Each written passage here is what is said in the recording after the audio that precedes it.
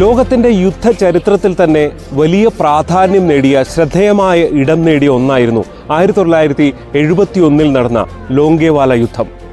പാകിസ്ഥാൻ സർവ്വസന്നാഹങ്ങളുമായി ലോങ്കേവാലയിൽ, അതായത് രാജസ്ഥാൻ അതിർത്തിയിൽ ഇന്ത്യയിലേക്ക് കടന്നു കയറുകയായിരുന്നു.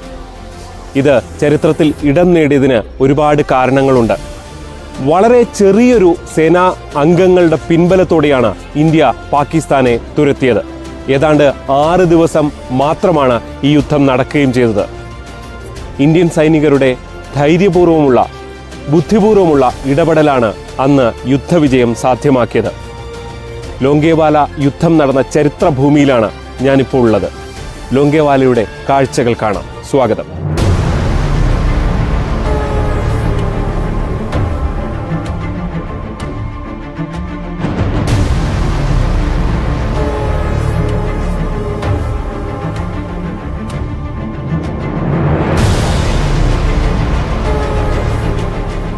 ലോങ്കേവാല ഇന്നൊരു ചരിത്ര സ്മാരകമാണ്.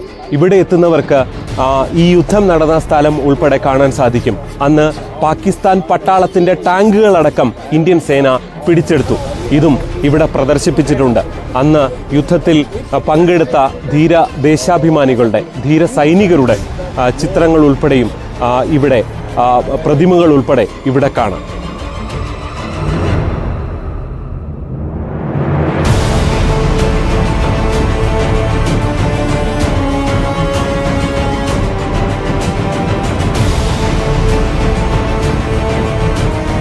മേജർ കുൽദീപ് സിംഗ് ചാന്ദ്പുരിയുടെ നേതൃത്വത്തിലുള്ള വളരെ ചെറിയൊരു സംഘം, അതായത് 120 പേരടങ്ങുന്ന സംഘമാണ് അന്ന് പാകിസ്ഥാൻ സേനയെ തുരത്തി അയച്ചത്. അതിന് പല കാരണങ്ങളുണ്ട്. ഈ അതിർത്തി പ്രദേശത്തേക്ക് അന്ന് കാര്യമായ റോഡ് സൗകര്യങ്ങൾ ഉണ്ടായിരുന്നില്ല.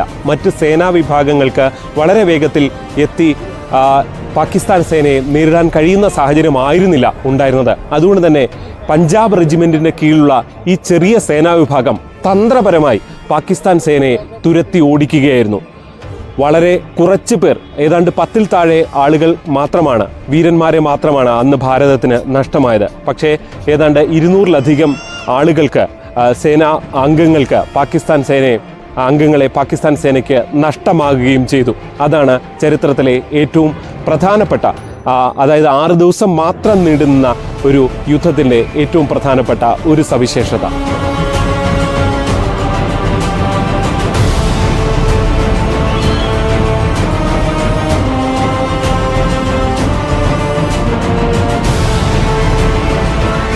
पूरी टीम वर्क करके पाकिस्तान में 83 किलोमीटर एरिया कवर किया। और उस समय नाइट के समय में फाइटर उड़ नहीं पा रहे थे, तो उनको सुबह मॉर्निंग में फाइटर उड़े वहाँ से जैसलमेर एयरपोर्ट से, और उन्होंने सुबह पाकिस्तान में 80-90 किलोमीटर एरिया पूरा कवर कर लिया। और पाकिस्तान के टैंक्स, जीप्स, गन्स और पाकिस्तान आर्मी के घुटने टिकवा दिए, और वहाँ के जो भी अस्त्र शस्त्र जो भी थे उनको पूरा कवर कर लिया। मेजर कुलदीप सिंह जी राजस्थान के भी सुपर हीरो रहे हैं 1971 के युद्ध में. അന്ന് കേവലം 4 യുദ്ധവിമാനങ്ങൾ മാത്രമാണ് ഈ യുദ്ധത്തിൽ പങ്കെടുത്തത്. ഏതാണ്ട് 2 വിമാനങ്ങൾ ഒരുമിച്ചെത്തി പാക് അതിർത്തി വഴി കടക്കുകയും ബോംബ് വർഷിക്കുകയും ചെയ്യുന്നു. തൊട്ടു പിന്നാലെ 2 വിമാനങ്ങൾ വരുന്നു. അങ്ങനെ തുരുതുരാ നടത്തിയ ആക്രമണം, ഇന്ത്യയുടെ ആക്രമണം കാരണം പാകിസ്ഥാൻ സേന ഇന്ത്യക്ക് കൂടുതൽ യുദ്ധസന്നാഹങ്ങളുണ്ടെന്നും കൂടുതൽ യുദ്ധവിമാനങ്ങളുണ്ടെന്നും തെറ്റിദ്ധരിക്കുകയും ഒക്കെ ചെയ്തത് സൈക്കോളജിക്കലായി, മനഃശാസ്ത്രപരമായി പാകിസ്ഥാൻ സേനയ്ക്ക് തിരിച്ചടിക്ക് ഒരു കാരണമായി ഇന്ത്യൻ സേന വിലയിരുത്തുന്നു.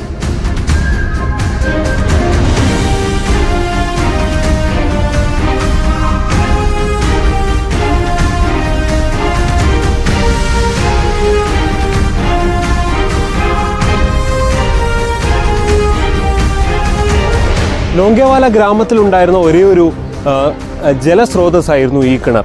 ഈ കിണർ ഈ യുദ്ധശേഷം ഈ പാകിസ്ഥാൻ സേന ഉപേക്ഷിച്ച് മടങ്ങി. പക്ഷേ പിന്നീട് നടത്തിയ പരിശോധനയിൽ, അതായത് ഇവിടെയുള്ള ഗ്രാമവാസി തന്നെ കണ്ടത് പാകിസ്ഥാൻ സേന ഇതിൽ വിഷം കലർത്തിയാണ് കളഞ്ഞത് എന്ന് കണ്ട് ഈ കിണർ ഇപ്പോഴും ഈ സൈന്യം ഈ യുദ്ധസ്ഥലത്ത് സംരക്ഷിത സ്മാരകമായി സൂക്ഷിക്കുകയാണ്.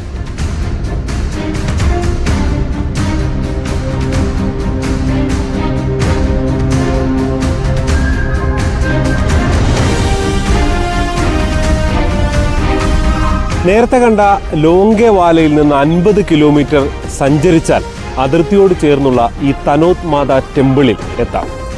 ഇതിനും ചരിത്രവും ഐതിഹ്യവും ഒക്കെ ചേർന്നതാണ് ഈ ക്ഷേത്രത്തിൻ്റെ ഒരു പശ്ചാത്തലം.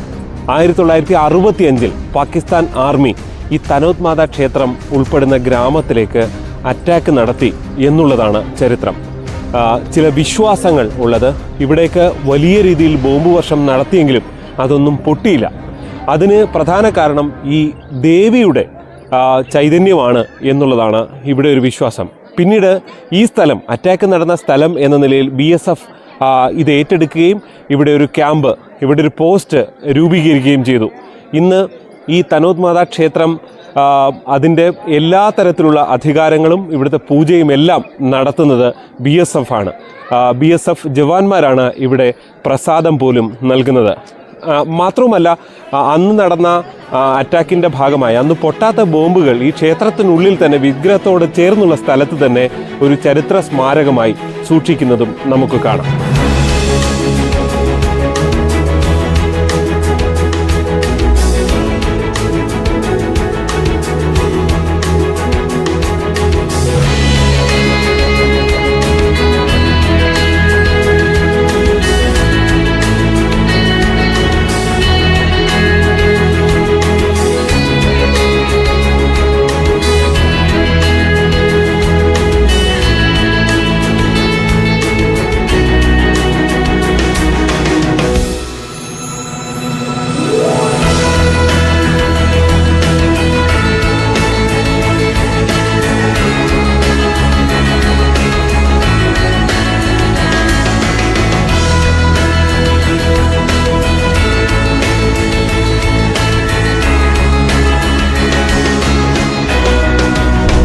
രാജ്യത്തിൻ്റെ അതിർത്തിയിലേക്കാണ് നമ്മുടെ ഇനിയുള്ള യാത്ര. തനോത് മാതാ ക്ഷേത്രത്തിൽ നിന്ന് ഏതാണ്ട് 20 കിലോമീറ്റർ സഞ്ചരിച്ചാലാണ് നമ്മൾ അതിർത്തിയിലെത്തുക. BSFൻ്റെ പ്രത്യേക സുരക്ഷയിലാണ് നമ്മുടെ യാത്ര.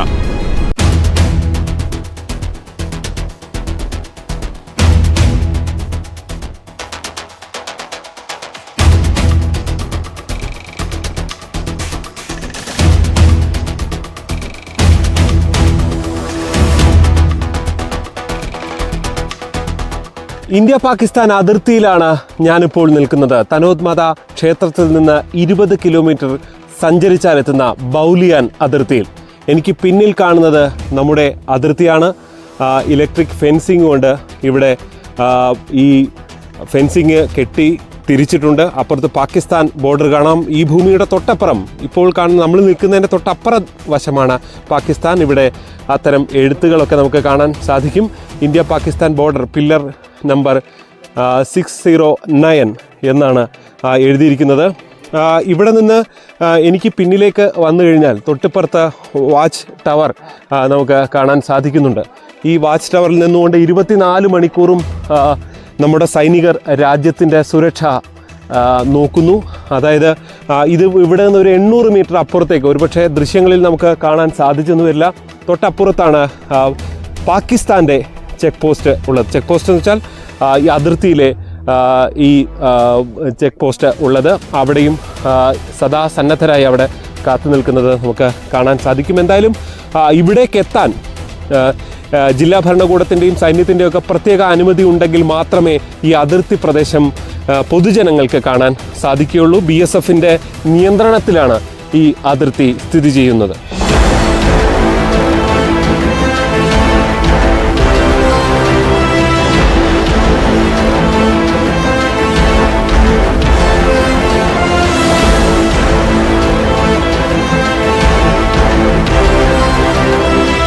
രണ്ട് തവണയാണ് പാകിസ്ഥാൻ ഈ രാജസ്ഥാൻ അതിർത്തി വഴി രാജ്യത്തെ ആക്രമിച്ചത്. 1995 വരെ ഇങ്ങനെ ഈ ഒരു മുള്ളുവേലികളൊന്നും ഇവിടെ ഉണ്ടായിരുന്നില്ല. പിന്നീട് ഏതാണ്ട് 3 വർഷമെടുത്ത് ഈ മുള്ളുവേലി നിർമ്മിച്ചു. ഒപ്പം തന്നെ വൈദ്യുത ഫെൻസിംഗ് ആണ്. ഇതിൽ തൊട്ടാൽ കരണ്ടടിക്കുന്ന സാഹചര്യമാണ് ഉള്ളത്. മാത്രവുമല്ല, ഇവിടെ എല്ലാം ഏതാണ്ട് വൈദ്യുതീകരിച്ചുകൊണ്ട് നിരവധി വിളക്കുകൾ സ്ഥാപിച്ചിരിക്കുന്നതും നമുക്കിവിടെ കാണാൻ സാധിക്കും. മാത്രമല്ല, BSFൻ്റെ വിവിധ വിഭാഗങ്ങൾ, BSF തന്നെ പലതരത്തിലുള്ള പെട്രോളിങ്ങും ഇവിടെ നടത്തുന്നുണ്ട്. പ്രത്യേകിച്ച് ഒട്ടകത്തിൻ്റെ പുറത്തടക്കം ഇവിടെ പെട്രോളിംഗ് നടത്തുന്നതും നമുക്ക് കാണാൻ സാധിക്കും.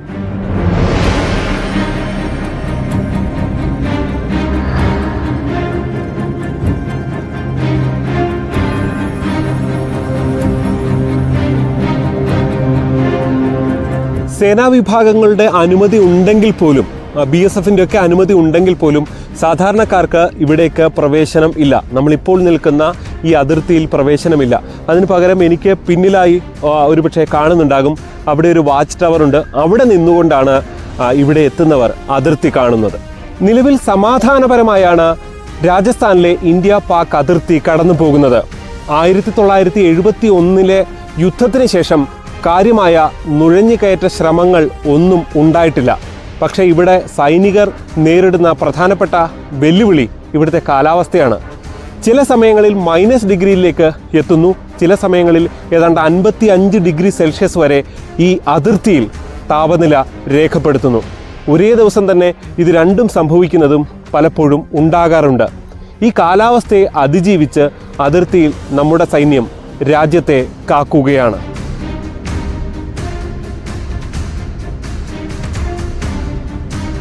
Our troops is performing duty by 24/7 throughout the year in extreme hot and winter climate.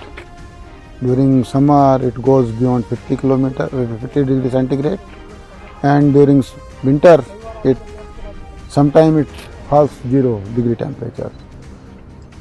Apart from that, the area is very difficult, very less vegetation is here, as well as habitation also is very less in this area. The main issue at this border is only the survival due to the scarcity of water and the climatic conditions.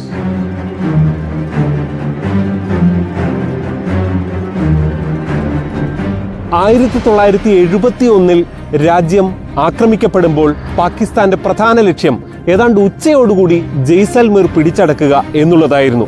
വൈകുന്നേരം ജോധ്പൂർ പിടിച്ചടക്കിക്കൊണ്ട് രാജ്യത്തിന് കനത്ത തിരിച്ചടി നൽകുക എന്നതായിരുന്നു പാകിസ്ഥാൻ ലക്ഷ്യം.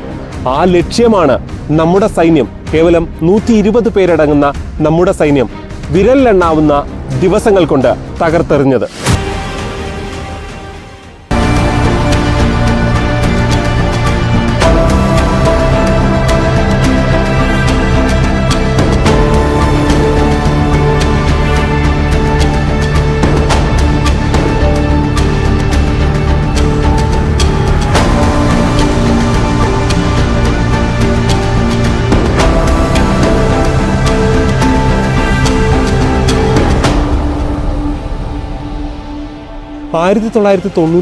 Electric fence along the Pakistan border.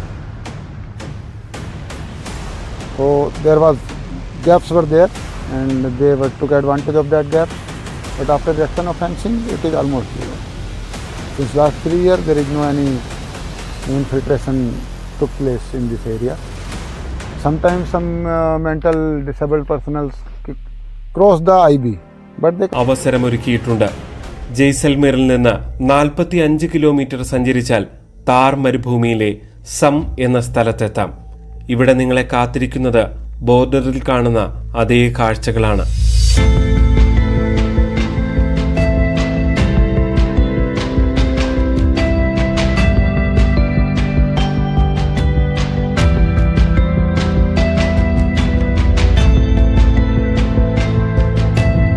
അതിർത്തിയിലെ പോലെ ഇവിടെയും വൈദ്യുത വേലി നിർമ്മിച്ചിട്ടുണ്ട്.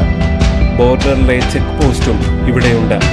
ഒരു പാർക്ക് എന്ന നിലയിലാണ് സമ്മിൽ BSF ഈ സൗകര്യം പൊതുജനങ്ങൾക്കായി ഒരുക്കിയിരിക്കുന്നത്.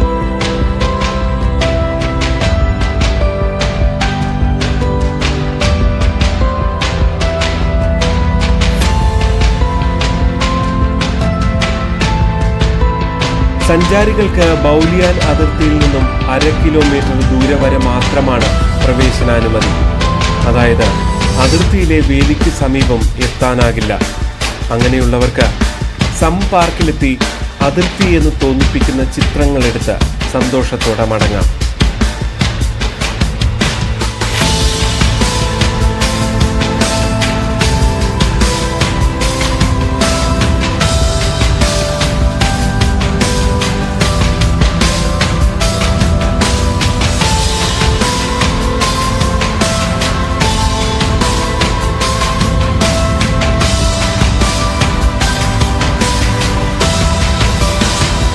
അതിർത്തിയിൽ പട്ടാളമുണ്ടാക്കുന്ന കിടങ്ങുകളും ഒട്ടകത്തിലെ നിരീക്ഷണവുമൊക്കെ ഇവിടെയും കണ്ടാസ്വദിക്കാം. ഒട്ടകത്തിന് മുകളിൽ സഫാരി ചെയ്യുന്നതിനും ഇവിടെ അവസരമുണ്ട്.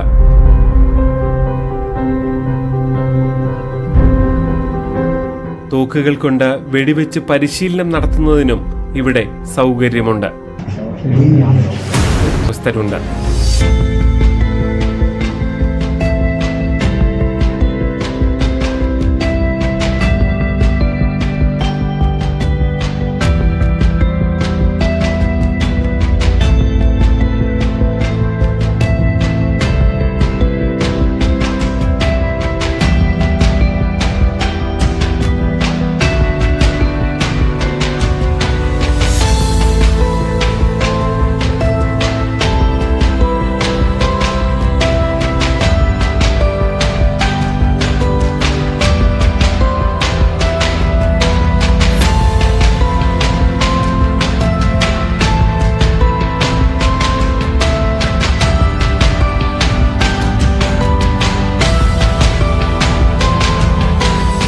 എന്താണ് ഇന്ത്യൻ അതിർത്തി എന്ന് ഒരു പരിധിവരെ മനസ്സിലാക്കാൻ നിങ്ങൾക്ക് സം പാർക്കിൽ എത്തിയാൽ മതി.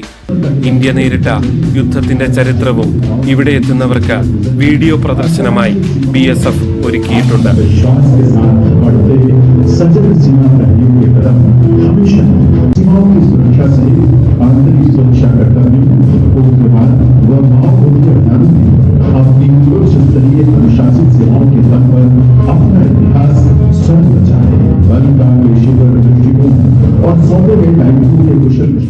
രാജ്യത്തിന്റെ അതിർത്തികളിൽ നമ്മുടെ സൈനികർ യാതൊരു ബുദ്ധിമുട്ടും കൂടാതെ നടത്തുന്ന സേവനം കൊണ്ടുകൂടിയാണ് രാജ്യത്ത് നമുക്ക് സ്വസ്ഥമായി കഴിയാൻ സാധിക്കുന്നത്. BSF ഉൾപ്പെടെ അർദ്ധസൈനിക വിഭാഗങ്ങളും വിവിധ സൈനിക സേനാ വിഭാഗങ്ങളും എല്ലാം ഇതേ നിലയിൽ നമ്മുടെ അതിർത്തിയിൽ കണ്ണിമ ചിമ്മാതെ അതിർത്തി കാക്കുകയാണ്. ബൗലിയയിൽ നിന്നും ജി ശ്രീജിത്ത്, ന്യൂസ് 18.